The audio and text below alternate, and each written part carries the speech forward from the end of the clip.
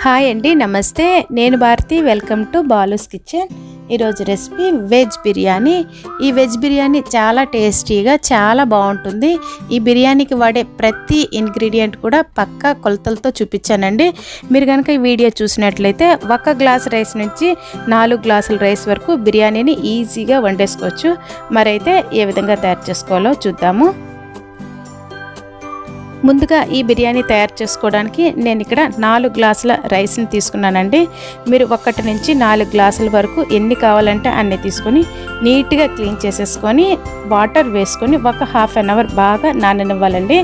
ఇప్పుడైతే ఈ 4 గ్లాసుల రైస్కి ఒక కొబ్బరికాయని ఈ విధంగా మిక్సీ జార్లో వేసుకొని పాలు తీసుకొని పక్కన పెట్టుకోవాలి. ఇప్పుడు 1 గ్లాస్ రైస్కి ఒక మీడియం సైజ్ ఆనియన్ అయితే కరెక్ట్గా సరిపోతుందండి. దీనికోసం నేను 4 గ్లాసుల రైస్ తీసుకున్నందుకు 2 మీడియం సైజ్ ఉల్లిపాయలు, ఒక పెద్ద ఉల్లిపాయని తీసుకున్నానండి. ఈ పెద్ద ఉల్లిపాయ 2 గ్లాసులకు సరిపోతుంది. ఇప్పుడైతే 1 గ్లాసు రైస్కి 1 ఇంచ్ అల్లం ముక్క కరెక్ట్గా సరిపోతుందండి. 4 గ్లాసుల రైస్కి 4 ఇంచుల అల్లం ముక్కలు. నేను వెజిటేబుల్స్ ఎక్కువ వాడుతున్నాను కాబట్టి ఒక చిన్న అల్లం ముక్క ఎక్స్ట్రా తీసుకోవాలి. అలాగే 1 గ్లాస్ రైస్కి ఒక 12 వెల్లుల్లి రెబ్బలు సరిపోతాయండి. దీనికోసం 4 గ్లాసుల రైస్కి 1 కప్పు వెల్లుల్లి రెబ్బలు తీసుకున్నాను. ఇప్పుడైతే మసాలా దినుసులు, 4 గ్లాసుల రైస్కి 1 ఇంచ్ దాల్చిన చెక్క, 4 గ్లాసుల రైస్కి 4 ఇలాచి, 1 గ్లాస్ రైస్కి 3 లవంగాలు కరెక్ట్గా సరిపోతుందండి. అంటే 4 గ్లాసులకి 12 తీసుకుంటే కరెక్ట్గా సరిపోతుంది. అలాగే మరాఠీ మొగ్గ 4 గ్లాసులకి పెద్ద సైజు 1 తీసుకుంటే చాలు. మీరు 2 గ్లాసులు కనుక తీసుకున్నట్లయితే హాఫ్ పీస్ కట్ చేసి వేసుకుంటే చాలండి. ఇది షాజీరా 4 గ్లాసుల రైస్కి 2 స్పూన్లు వేసుకుంటే సరిపోతుంది. అంటే 1 గ్లాస్కి half spoon. Same as it ఈస్గా ధనియా అండి. ఇది అనాస పువ్వు 2 గ్లాసులకి 1 చొప్పున 4 గ్లాసులకి 2 వేసుకుంటే కరెక్ట్గా సరిపోతాయి ఈ మసాలాలు. ఇంతకన్నా ఎక్కువ వద్దండి. ఇప్పుడు వీటన్నింటినీ మిక్సీ జార్లోకి వేసుకోవాలి. ఈ మరాఠీ మొగ్గను మాత్రం కొద్దిగా క్రష్ చేసుకుని వేసుకోవాలి. ఈ విధంగా క్రష్ చేసి వేసుకున్న తర్వాత ఆనియన్స్ని కట్ చేసుకుని వేసుకోవాలి. అలాగే అల్లం ముక్కలు, వెల్లుల్లి కూడా వేసుకొని చక్కగా మెత్తని పేస్ట్ లాగా తయారు చేసుకోవాలండి. ఈ విధంగా ఉంటే సరిపోతుంది. ఇప్పుడు ఈ విధంగా మసాలా తయారు చేసుకొని పక్కన పెట్టేసుకోవాలి. ఇవి మీల్ మేకర్ అండి. 1 కప్పు తీసుకున్నాను. దీన్ని వాటర్ బాగా బాయిల్ చేసుకొని దాంట్లో వేసుకొని ఒక 5 మినిట్స్ ఉంచుకొని తీసేసుకోవాలండి. వాటర్ అంతా రిమూవ్ చేసుకొని పక్కన పెట్టుకోవాలి. ఇప్పుడు తాలింపుకు కావలసిన దినుసులను చూద్దాము. దీనికోసం 4 నుంచి 5 వరకు బిర్యానీ ఆకులు, 1 గ్లాస్ రైస్కి 3 పచ్చిమిర్చి కరెక్ట్గా సరిపోతుందండి కారం. 4 గ్లాసులకి 12 పచ్చిమిర్చి, అలాగే 2 పెద్ద సైజు ఉల్లిపాయలని పెద్ద ముక్కల కింద కట్ చేసి తీసుకోవాలి. 1 cup carrot, 1 cup beans, 1 cup బంగాళదుంపలు, హాఫ్ కప్పు పుదీనా.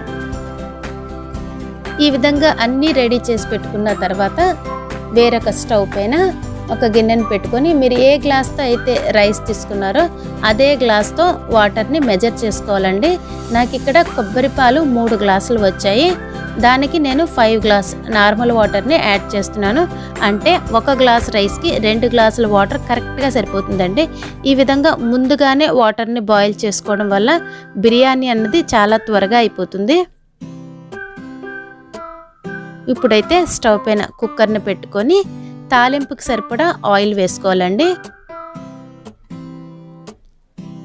దీంట్లోనే ఒక 2 స్పూన్స్ నెయ్యిని కూడా వేసుకున్నట్లయితే బిర్యానీ ఇంకా టేస్టీగా ఉంటుంది. ఇప్పుడు ఆయిల్ బాగా మరిగిన తర్వాత బిర్యానీ ఆకు వేసుకోవాలి. దీంట్లోనే కొద్దిగా పుదీనా బాగా ఫ్రై అయిన తర్వాత కట్ చేసి పెట్టుకున్నటువంటి పచ్చిమిర్చి, ఆనియన్స్ని కూడా వేసుకొని లో ఫ్లేమ్లో ఫ్రై చేసుకోవాలి. ఆనియన్స్ మరీ రెడ్గా ఫ్రై అవ్వాల్సిన పని లేదండి. హాఫ్ ఫ్రై అయితే సరిపోతుంది. ఈ విధంగా కలుపుతూ ఆనియన్స్ని ఫ్రై చేసుకోవాలి. ఇప్పుడైతే ఆనియన్స్ ఫ్రై అయిపోయాయి కదండి. దీంట్లోనే మనం రెడీ చేసి పెట్టుకున్నటువంటి మసాలాని వేసుకోవాలి. మసాలాని కలుపుతూ ఫ్రై చేసుకోవాలండి, అడుగు పట్టే ఛాన్స్ ఉంటుంది. మీడియం ఫ్లేమ్లో పెట్టుకొని ఈ విధంగా కలుపుతూ ఫ్రై చేసుకోవాలి. మ్యాక్సిమం మసాలా పచ్చివాసన లేకుండా బాగా ఫ్రై అయిపోవాలి. చూస్తున్నారు కదండి, ఈ విధంగా ఫ్రై అయితే సరిపోతుంది. ఇప్పుడు దీంట్లో మనం కట్ చేసి పెట్టుకున్న వెజిటేబుల్స్, బీన్స్, పొటాటోస్, క్యారెట్, అలాగే మీల్ మేకర్ను కూడా వేసుకొని ఒక్క 5 మినిట్స్ ఫ్రై చేసుకుంటే సరిపోతుందండి. మరి ఎక్కువ ఫ్రై చేసుకోకూడదు, ఎందుకంటే మనకి రైస్తో పాటు కూడా ఇవి కుక్ అవుతాయి కాబట్టి మరీ మెత్తబడిపోయి చిదిగిపోతాయి. అందుకని ఒక్క 5 మినిట్స్ ఫ్రై అయితే సరిపోతుంది.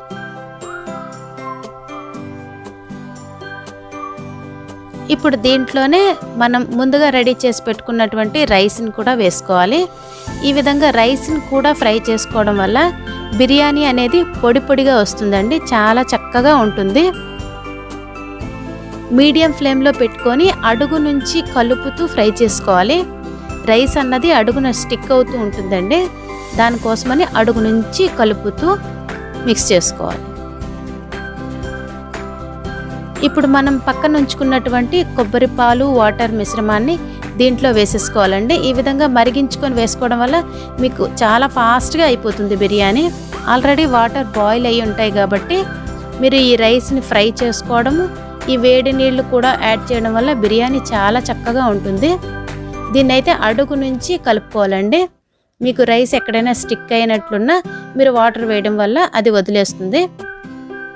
ఇప్పుడైతే 1 గ్లాస్ రైస్కి గాను 1 స్పూన్ సాల్ట్ కరెక్ట్గా సరిపోతుందండి. ఈ విధంగా 4 స్పూన్లు సాల్ట్ వేసుకొని, కావాలనుకుంటే ఒకసారి చెక్ చేసుకొని మరి కాస్త పడుతుంది అనుకుంటే వేసుకోవచ్చు. ఇప్పుడైతే దీన్ని ఈ విధంగా బాగా మిక్స్ చేసుకోవాలి.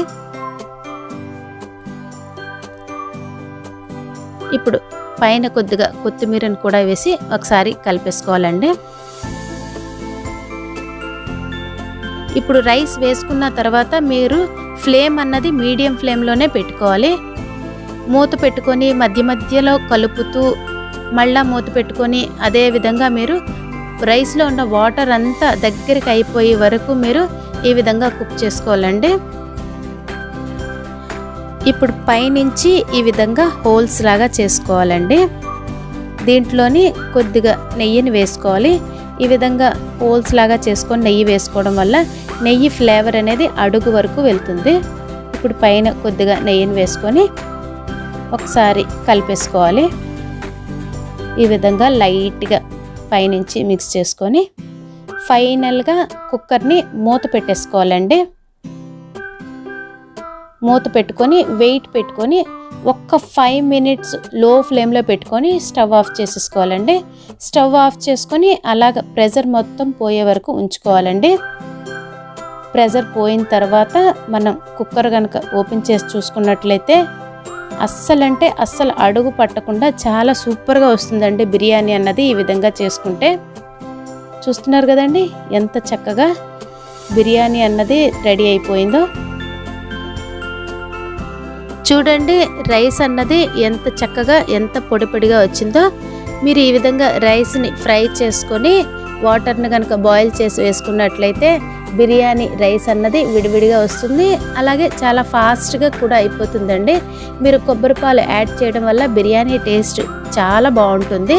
మీరు కనుక ఈ వెజ్ బిర్యానీని రైతాతో కానీ లేదంటే వెజ్ కర్రీతో కానీ సర్వ్ చేసుకున్నట్లయితే పిల్లల నుంచి పెద్దవాళ్ళ వరకు చక్కగా ఎంజాయ్ చేస్తారండి. మీరు కూడా తప్పకుండా ట్రై చేయండి. మీరు ఈ వీడియో కనుక ఫాలో అయినట్లయితే 1 గ్లాస్ రైస్ నుంచి 4 గ్లాసుల వరకు కూడా చాలా ఈజీగా తయారు చేసేసుకోవచ్చు. మరైతే నా వీడియో కనుక మీకు నచ్చినట్లయితే లైక్ చేయండి.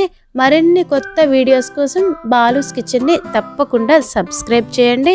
అలాగే పక్కనే ఉన్న బెల్ ఐకాన్ కనుక క్లిక్ చేసినట్లయితే నేను పెట్టేటటువంటి కొత్త వీడియోస్ అన్నీ కూడా మీకు నోటిఫికేషన్స్లో వచ్చేస్తాయి.